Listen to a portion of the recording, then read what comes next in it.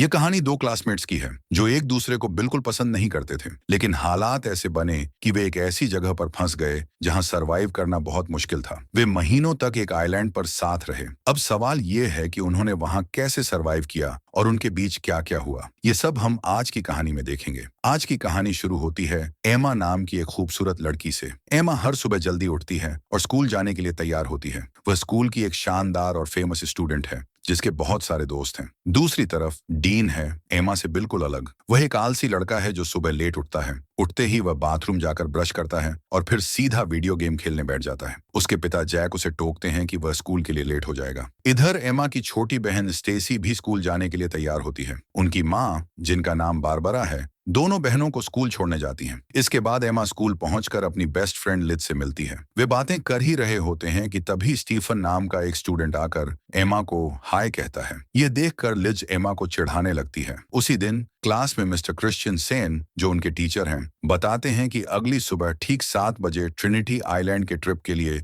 बस रवाना होगी। वे आगे जानकारी दे ही रहे होते हैं कि तभी एमा लेट होकर क्लास में आती है। उसके पीछे ही डीन भी आता है और आते ही एमा से टकरा जाता है। वह मजाक में उसे शहजादी कहकर सॉरी बोलता है। जब मिस्टर क्रिश्चियन सेन ट्रिप के बारे में और जानकारी दे रहे होते हैं तो लिज एमा से कहती है कि डीन भी इस ट्रिप पर जा रहा है और यह सब उसके पिता के पैसों की वजह से हुआ है। फिर वह डीन को देखकर मुंह बनाती है। लंच के समय लिज अपने दोस्तों को बताती है कि सुबह एमा और स्टीफन के बीच क्या हुआ था। वह मजाक में कहती है कि ट्रिप के दौरान उन्हें 1 हफ्ता मिलेगा ताकि एमा और स्टीफन को और करीब लाया जा सके। लेकिन एमा यह सब सुनकर कहती है कि उन्हें इन बातों को छोड़कर ट्रिप पर ध्यान देना चाहिए। जब वे सभी बातें कर रहे होते हैं तभी एमा की नजर डीन पर पड़ती है जो चाकू से सेब काट रहा था। थोड़ी देर बाद मिस कोलियर, जो स्कूल की टीचर हैं, डीन के पास आकर उसे स्कूल में चाकू लाने के लिए डांटती हैं और फिर उसे प्रिंसिपल के ऑफिस में ले जाती हैं। फिर लिज अपने दोस्तों से कहती है कि एमा को डीन जैसे लड़कों से दूर रहना चाहिए, खासकर जब स्कूल का एक पॉपुलर लड़का स्टीफन उसे पसंद करता है। अगली सुबह एमा ट्रिप के लिए तैयार होती है और अपने माता पिता बारबरा और फिल को धन्यवाद देती है कि उन्होंने उसे जाने दिया।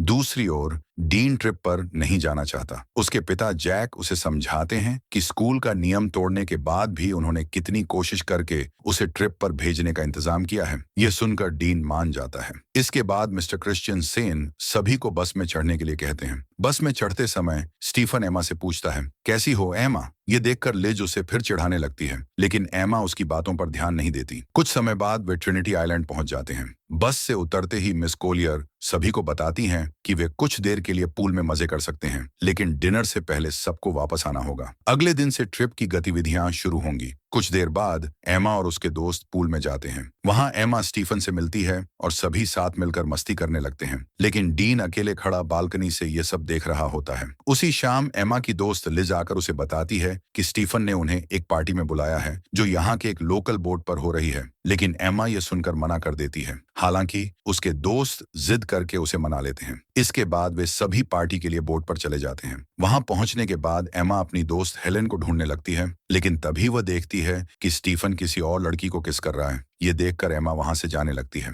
उसी समय पास में खड़ा डीन भी ये सब देख रहा होता है। डीन एमा से कहता है, तुम्हारा बॉयफ्रेंड तो मजे कर रहा है। इस पर एमा जवाब देती है, तुम्हें इन सब से कोई मतलब नहीं होना चाहिए। अचानक वहां पुलिस आ जाती है क्योंकि उन्हें खबर मिली थी कि स्टूडेंट्स इस पार्टी में ड्रग्स ले रहे हैं। पुलिस सभी को बोट के सामने की तरफ आने के लिए कहती है। तभी अचानक एमा का पैर फिसल जाता है और वह पानी में गिर जाती है। डीन यह देख लेता है और तुरंत उसे बचाने के लिए पानी में कूद जाता है। वह एमा को बचाकर एक छोटी बोट में ले जाता है। ये छोटी बोट बड़ी बोट की रस्सी से बंधी हुई थी, लेकिन डीन उस रस्सी को काट देता है। एमा हैरानी से पूछती है, तुमने रस्सी क्यों काटी? डीन जवाब देता है, मुझे पुलिस के झंझट में नहीं पड़ना। वह आगे कहता है कि पुलिस के जाने के बाद वे वापस बड़ी बोट तक पहुंच जाएंगे, लेकिन थोड़ी ही देर में वह बोट उनसे काफी दूर चली जाती है। इसी दौरान मौसम खराब होने लगता है और तूफान आने वाला होता है। डीन देखता है कि उनकी बोट में मोटर ही नहीं है। तभी अचानक उनके सामने एक बड़ी लहर आती है और दोनों बोट को कसकर पकड़ लेते हैं। इसके बाद सुबह हो जाती है। लहरों के बहाव में उनकी बोट अरेबियन सागर के बीच पहुंच चुकी थी।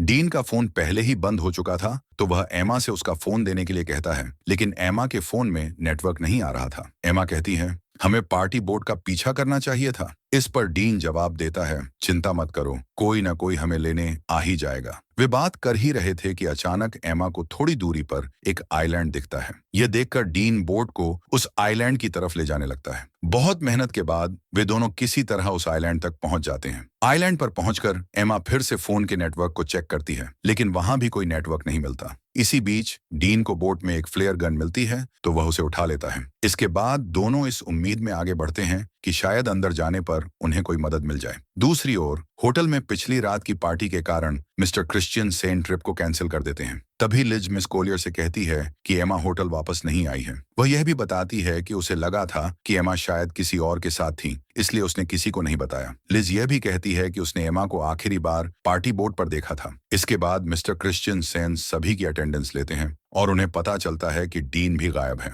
अब यह साफ हो जाता है कि एमा और डीन दोनों ग्रुप से लापता हैं। पुलिस एमा के दोस्तों से पूछताछ करती है। मिस कोलियर पुलिस से पूछती हैं, क्या उन्हें ढूंढने का कोई तरीका है? इस पर पुलिस जवाब देती है, ऐसे केस अक्सर होते रहते हैं। हो सकता है कि वे खुद ही वापस आ जाएं, लेकिन अगर वे समुद्र में कहीं फंस गए हैं तो उन्हें ढूंढना थोड़ा मुश्किल हो सकता है। जब डीन के पिता जैक को पता चलता है कि उनका बेटा लापता है, तो वे तुरंत स्कूल पहुंचते हैं। वहां वे एमा की मां बारबरा से मिलते हैं। उसी समय फील भी वहां आ जाता है। सभी परेशान होकर प्रिंसिपल से पूछते हैं कि उनके बच्चे कहाँ हैं, लेकिन प्रिंसिपल ठीक से कोई जवाब नहीं दे पाते। इसके बाद तीनों चिंतित होकर वहां से चले जाते हैं। वहीं एमा और डीन आगे बढ़ रहे थे और कुछ दूर चलने के बाद उन्हें जंगल के अंदर एक खूबसूरत झरना दिखता है। डीन को यह बहुत अच्छा लगता है, तो वह एमा से उसकी एक तस्वीर लेने के लिए कहता है, लेकिन एमा मना कर देती है और कहती है, हम यहाँ फंसे हुए हैं और तुम्हें यहाँ अच्छा लग रहा है। मुझे इस ट्रिप में प्रोजेक्ट के लिए अच्छे मार्क चाहिए थे, क्योंकि मुझे आगे प्रिंसटन यूनिवर्सिटी में पढ़ना है। अगर हम जल्द से जल्द यहाँ से नहीं निकले तो सब बर्बाद हो जाएगा। इसके बाद वे दोनों आगे बढ़ते हैं और कुछ घंटे बाद इस आइलैंड के किनारे तक पहुंच जाते हैं, लेकिन अब तक न उन्हें कोई रास्ता मिला था और न ही कोई मदद। यह देखकर वे वापस बोट के पास जाने का सोचते हैं। जब वे वहां पहुंचते हैं तो देखते हैं कि उनकी बोट अब किनारे पर नहीं थी। समुद्र की लहरें उसे कहीं बहा ले गई थीं। अब उनके पास सिर्फ एक लाइफ जैकेट बची थी। इसके बाद पूरा दिन चलते चलते वे दोनों थक जाते हैं और सूरज भी डूब जाता है। डीन आग जलाता है और दोनों यहीं पर रात रुकने का फैसला करते हैं। डीन देखता है कि एमा को ठंड लग रही है, तो वह अपनी शर्ट उतारकर उसे दे देता है। फिर दोनों बात करने लगते हैं कि शायद कल तक उनके पेरेंट्स उन्हें ढूंढ लेंगे। अगली सुबह डीन जागता है और देखता है कि एमा वहां नहीं है। वह उसे ढूंढते हुए समुद्र किनारे पहुंचता है और देखता है कि एमा SOS लिख रही है। डीन पूछता है, तुम क्या कर रही हो? तो एमा जवाब देती है, जान बचाने की कोशिश कर रही हूँ, हमें पीने के लिए पानी भी ढूंढना होगा। इसके बाद डीन तैरने चला जाता है और एमा उसे देखने लगती है। दूसरी ओर होटल में मिस्टर क्रिश्चियन सेन एमा और डीन के माता पिता को बताते हैं कि पुलिस उन्हें ढूंढ रही है और उन्हें समुद्र में एक छोटी बोट मिली है जो शायद उन्हीं की हो सकती है। यह सुनकर जैक कहते हैं, अगर पुलिस कुछ नहीं कर पा रही है तो हमें किसी प्राइवेट रेस्क्यू टीम को काम पर लगा देना चाहिए। लेकिन मिस्टर क्रिश्चियन सेन उन्हें समझाते हैं कि पुलिस अपना काम अच्छे से कर रही है और जल्द ही बच्चों को ढूंढ निकालेगी। वहीं हम देखते हैं कि एमा पानी पीने जाती है, लेकिन उसे अजीब सा महसूस होने लगता है। ऐसा लगता है जैसे कोई उसे देख रहा हो। वह घबरा जाती है और जल्दी से वहां से लौट आती है। इसके बाद दोनों मिलकर धूप से बचने के लिए पत्तों से एक छोटी सी झोपड़ी बनाते हैं। थोड़ी देर बाद एमा समुद्र के किनारे बड़े अक्षरों में SOS लिखती है, ताकि अगर कोई रेस्क्यू टीम यहाँ से गुजरे तो उन्हें देख सके। फिर दोनों इस आइलैंड पर जो भी खाने लायक चीजें मिलती हैं उन्हें ढूंढने लगते हैं। डीन को केले का एक पेड़ मिलता है, तो वह केले तोड़ कर लाता है और दोनों भरपेट खाते हैं। इस आइलैंड में बहुत गर्मी होती है और एमा फुल पैंट पहनकर नहीं रह सकती, लेकिन सिर्फ पैंट ही में भी नहीं रह सकती, इसलिए वह अपनी पैंट काटकर उसे शॉर्ट्स बना लेती है। इसके बाद एमा देखती है कि डीन झोपड़ी में आकर सो रहा है, तो वह भी वहीं आकर लेट जाती है। अचानक डीन करवट बदलते हुए एमा पर हाथ रख देता है, लेकिन एमा को यह अच्छा लगता है, इसलिए वह कुछ नहीं कहती। अगले दिन जब एमा वाटरफॉल में नहा रही होती है, तभी डीन वहां आकर सनस्क्रीन मांगता है। एमा कहती है, मैं यहाँ नहा रही हूँ, तुम दूसरी तरफ जाओ। तो डीन जवाब देता है, तुम्ही ने तो कहा था कि पहरा देना। ये सुनकर एमा कहती है, इस आइलैंड में कोई और भी है, इसलिए मैंने ऐसा कहा था। उधर होटल में बारबरा एमा को लेकर बहुत परेशान थी और न्यूज में बताया जा रहा था कि एमा और डीन के गायब होने का मामला अब आधिकारिक हो गया है। पुलिस को लगता है कि वे दोनों अब जिंदा नहीं हैं, इसीलिए अब वे सिर्फ उनकी लाशें ढूंढ रहे हैं। उधर फील घर जाने के लिए तैयार हो रहा था, क्योंकि एमा की छोटी बहन स्टेसी घर में अकेली थी, लेकिन बारबरा अभी भी पूरी तरह से टूटी हुई थी। तब फिल बारबरा को दिलासा देता है और कहता है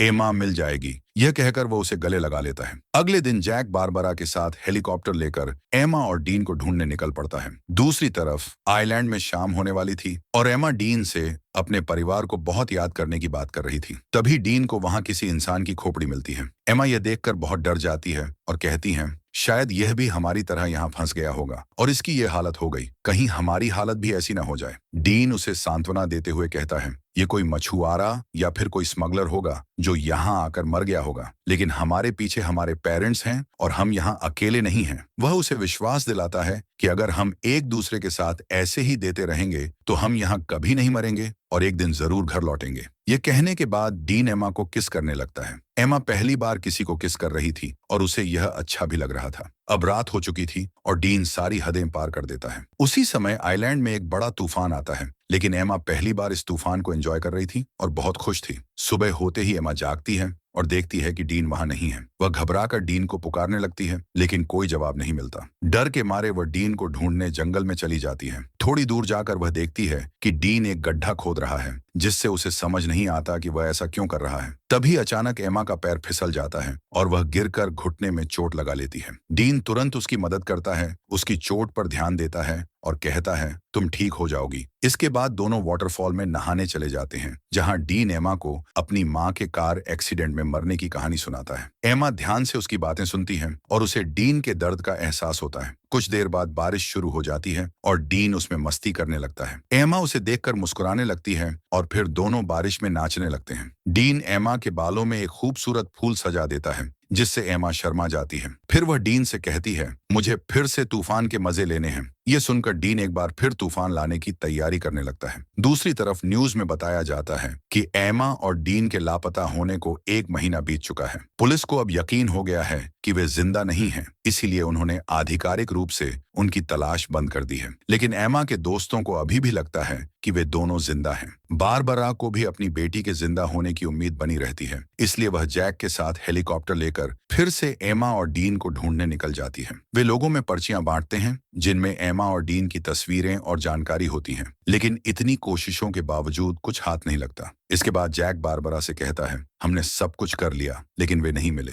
अब शायद हमें घर लौट जाना चाहिए। ये सुनकर बारबरा बेहद उदास हो जाती है और घर लौट जाती है। डीन एमा को एक रहस्यमयी हरी रोशनी के बारे में बताता है, जिसके बारे में उसकी मां ने उसे बताया था। वह कहता है कि यह रोशनी सूरज डूबने के समय दिखती है, लेकिन उसने इसे आज तक कभी नहीं देखा। इस बीच उनकी आइलैंड पर जिंदगी के कई हफ्ते और बीत जाते हैं। वे समुद्र में नहाते हैं, प्राकृतिक सुंदरता का आनंद लेते हैं और धीरे धीरे एक दूसरे के और करीब आ जाते हैं। जब भी उन्हें मन करता वे तूफान और भूकंप के मजे लेते। एक दिन एमा डीन से पूछती है तुमने पहली बार कैसे किया था और वह कौन थी? डीन बताता है कि जब वह स्कूल में था तब उसकी एक दोस्त थी जो उससे उम्र में बड़ी थी। चूंकि एमा के लिए यह सब पहली बार था तो डीन उसे पूछता है तुम्हें कैसा लगा? एमा हंसते हुए कहती है अच्छा था, लेकिन तूफान की वजह से गलत जगहों पर रेत चली गई। फिर वह कहती है मुझे और अनुभव चाहिए। तो डीन मुस्कुराकर कहता है ठीक है। कुछ दिनों बाद दोनों जंगल में फल लाने के लिए जाते हैं। डीन थोड़ा आगे जाकर फल तोड़ने लगता है, तभी आसमान में एक प्लेन की आवाज सुनाई देती है।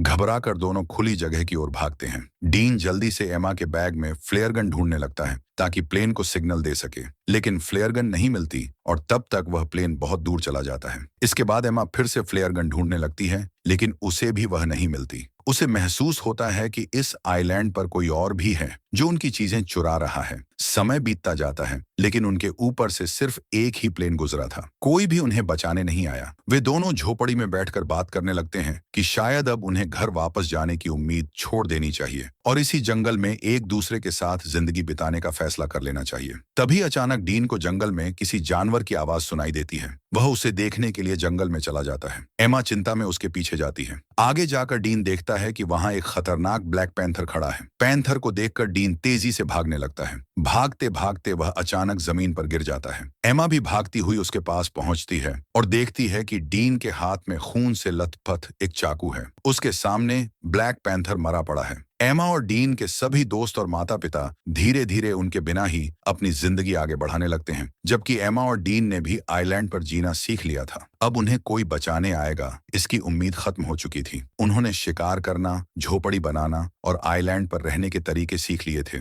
और अब वे यही अपनी दुनिया मानकर एक दूसरे के साथ खुश रहने लगे थे। लेकिन एक दिन एमा को अचानक उल्टी होने लगती है, जिससे डीन घबरा जाता है और पूछता है, क्या तुम प्रेग्नेंट हो? तो एमा हंसकर कहती है, नहीं, उल्टी बस वैसे ही हो गई थी। इसके बाद एमा अच्छा महसूस करने के लिए डीन के पास लेट जाती है। दोनों आपस में बातें कर रहे होते हैं। तभी अचानक एमा की खोई हुई चीजें ऊपर से गिरने लगती हैं। जैसे ही वे ऊपर देखते हैं तो एक पेड़ पर एक बंदर बैठा होता है जो उनके सामान नीचे फेंक रहा था। उन्होंने देखा कि बंदर के हाथ में वही फ्लेयर गन थी जो डीन को उस दिन नहीं मिली थी। तब एमा बंदर को एक केला दिखाती है, जिसे देखते ही वह गन नीचे फेंक देता है। ठीक उसी वक्त उन्हें ऊपर से एक हेलीकॉप्टर की आवाज सुनाई देती है। दोनों तुरंत खुली जगह की तरफ भागते हैं और एमा जल्दी से फ्लेयर गन लोड करके फायर करती है। हेलीकॉप्टर वाले उन्हें देख लेते हैं और बचाने के लिए नीचे आते हैं। आखिरकार 3 महीने के बाद दोनों वापस लौट आते हैं और एयरपोर्ट पर उनके दोस्त और परिवार वाले उन्हें देखकर बहुत खुश हो जाते हैं। इसके बाद उनके माता पिता उन्हें अपने अपने घर ले जाते हैं। रात को डीन एमा से मिलने उसके घर आता है और दोनों बात करने लगते हैं कि घर वापस आकर कितना अजीब लग रहा है। डीन एमा को किस करने के लिए झुकता है,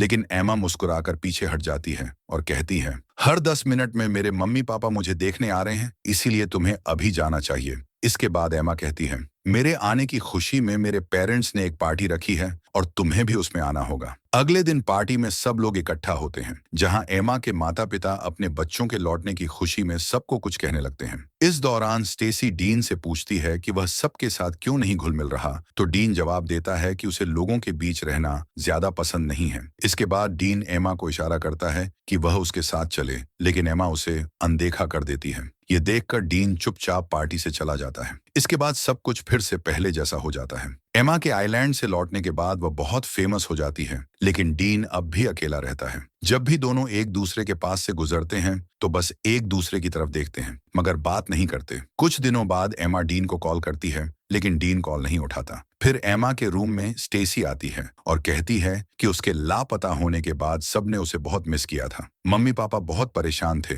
और उन्होंने तो मान लिया था कि शायद वह अब कभी वापस नहीं आएगी, लेकिन अब जब सब अच्छे से एक साथ हैं तो वे बहुत खुश हैं। ये सुनकर एमा स्टेसी को गले लगाती है और कहती है कि वह उसकी सबसे अच्छी बहन है। इसके बाद दोनों प्रोम पार्टी में साथ जाने का फैसला करती हैं। दूसरी ओर डीन अपनी माँ की कब्र पर जाता है और वहां खड़े होकर उसे बहुत याद करता है और रोने लगता है। प्रोम पार्टी की रात डीन घर पर टीवी देख रहा होता है। तभी उसके पिता उससे पूछते हैं कि क्या वह पार्टी में उनके कोट को पहनकर जाना चाहेगा। दूसरी तरफ एमा अपनी बहन स्टेसी के साथ पार्टी में पहुंच जाती है। तभी लिज उसे एक सरप्राइज देने के लिए आगे ले जाती है और एमा देखती है कि बाहर बारिश में डीन कोट पहनकर खड़ा है और उसका इंतजार कर रहा है। ये देखकर एमा को आइलैंड की सारी यादें ताजा हो जाती हैं। इसके बाद वह पार्टी से बाहर जाती है, डीन के पास पहुंचती है और दोनों बहुत खुश होकर एक दूसरे को किस करने लगते हैं। इसी सीन के साथ ये कहानी खत्म हो जाती है।